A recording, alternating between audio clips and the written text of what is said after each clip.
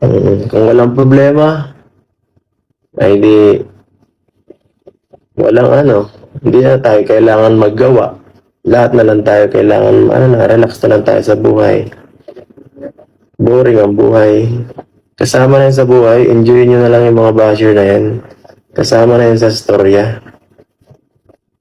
Kasama na yun sa storya, guys. Ako pag na yan, ay nako. Kasama na yan sa aking pampainit ko yan yung mga basher na yan. Lalo ko nanggigigil, lalo kong gustong ipaya yung mga yan. Hindi nyo ako mapapabagsak. Yun lagi nasa isip ko, mas gagalingan ko. Hello mga kalingap, for today's video mga kalingap, mag-update tayo kay Habi at saka kay Wifey. Ito yung vlog ni Kalingap Ido kay Nanay Rosa. Kung sino pa ang hindi ka panoorin yung mga kalingap. Lap trip talaga ang vlog niya kay Nanay Rosa. Sabi niya nga, pag nagkataon na nag-vlog sa kay Nanay Rosa, parang na-relax ang kanyang isip dahil sa mga uusapin ngayon at sa mga issue ngayon. No? Kasi lap trip si Nanay Rosa at sa bandang huli ng kanyang vlog may message siya doon bago ko ipanood ang video mga kalingap, paki-shout out ang ating ama ng kalingap Balsa Antos Matubang, Ate Edna Vlog, Kalingap Rab, Kalingap Ido, Jaktap Yama Matubang, charity vlogger sa buong mundo na tumutulong sa ating kababayang mahirap, at nandyan din po ang Kibo sa directors at mga kasama naming reactor sa KSSG. Supportaran natin mga kalingap. At ang iyong lingkod na patuloy naglalambing sa inyo, Jasmine05 channel.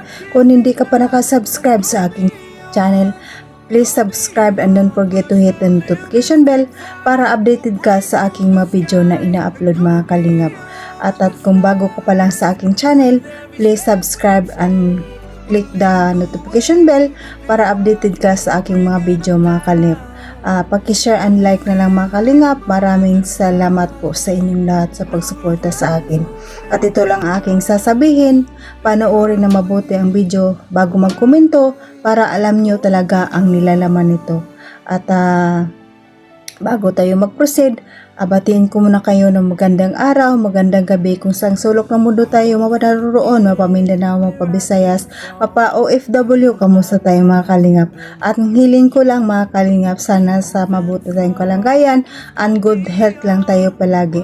Tara na mga kalingap, panood na tayo ng video. Tara, let's go. 1, 2, 3, go!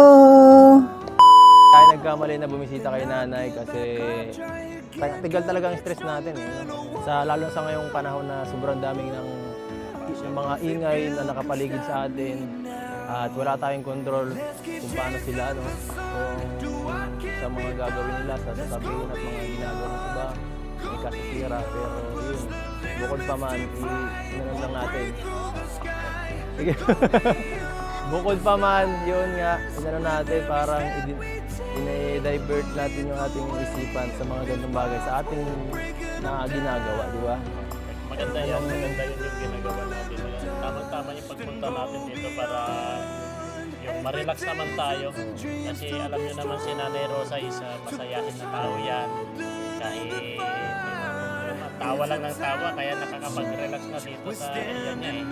Kaya masabi ko lang sa mga baser, wala naman kayo may naman kung magbabas. Tingnan nyo makikilan.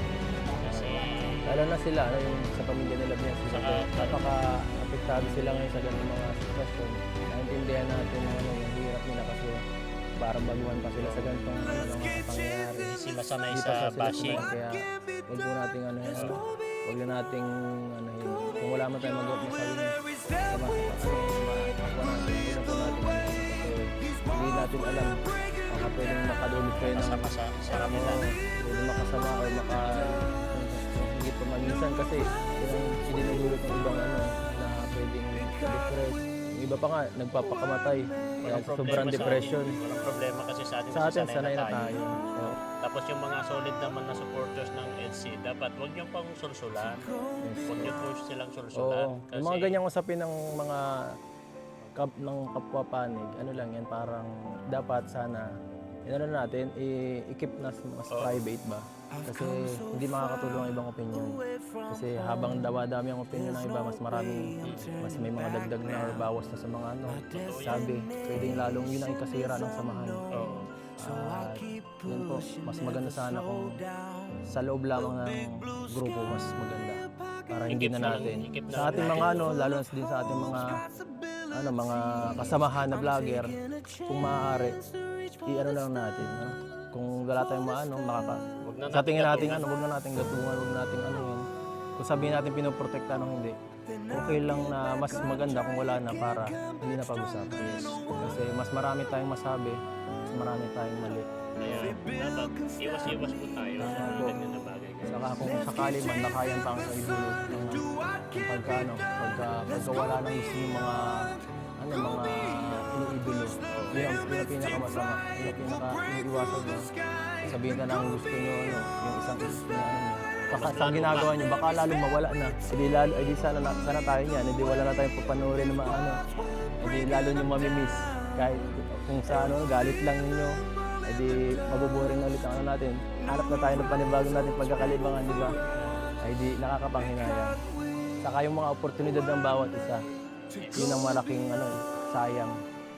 Imbis na na-maximize natin yung opportunity ng ng ating pagtulong, yun pa ang may kadulot kung para maitigil. Po guys, Saka respeto rin siyempre. respeto po sa family, kay Biancy, Oo, respeto rin sa family. saka sa kay Biancy, kay Eds, kasi sila po yung mga dito.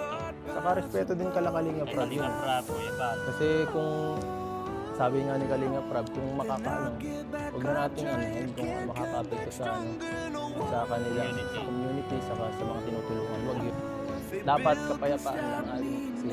Saka pagka maging okay tayo. Kaisa po tayo guys. Kaisa po tayo. So yan guys, sana ay nagustuhan niyo itong video na to. Sana hindi niyo masamayin yung ating yung vlog. Pang lang, for fun lang. Good vibes. Yan po hanggang sa susunod na paghilingan po.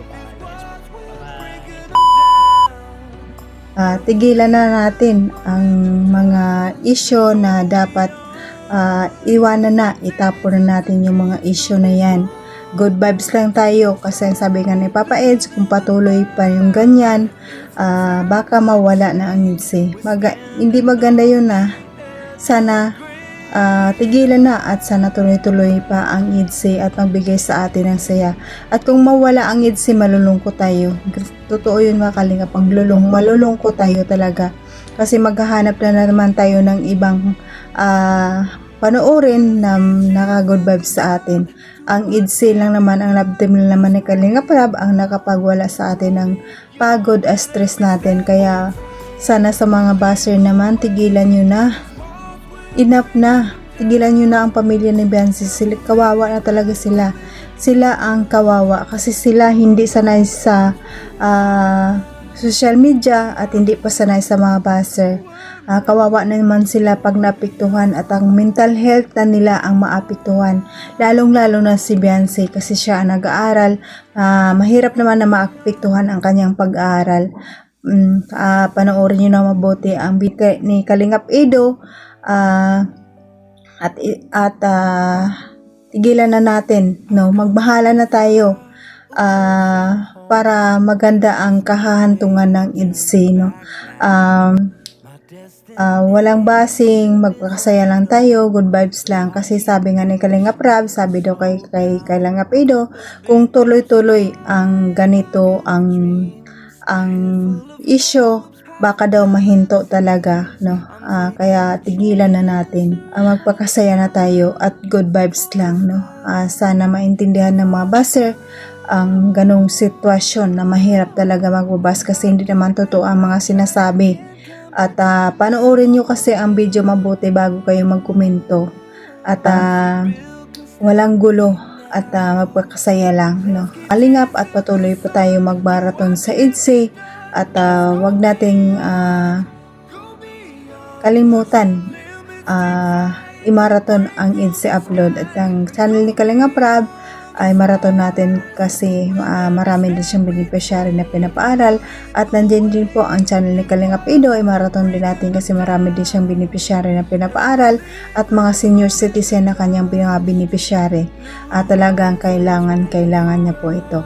At kaya kay Kuya Bal, huwag natin kalimutan, kay Ate Edna, i-marathon din natin ang kanilang channel kasi laking tulong ito sa kanila sa pagtulong sa ating kababayang mahirap. At pasalamatan ko mga silent viewers natin, mga viewers, mga solid supporters ng Kalingap. Maraming salamat sa inyo sa panood ng aking mga video. Maraming salamat. At sa mga Love Team supporters, nandiyan yung Idsi, Jumcar, Vicres, at Panjoy at iba pang Love Team supporters na nanonood sa ating mga video. Maraming salamat. At sa mga sponsor, maraming salamat sa inyo. Base sponsor, maraming salamat sa pagtulong sa Kalingap. At sa mga kapwa kong OFW, kung saan man tayo naroon ngayon, mag-ingat tayo palagi and good health lang tayo. God bless at all and God bless mga Kalingap. Bye bye!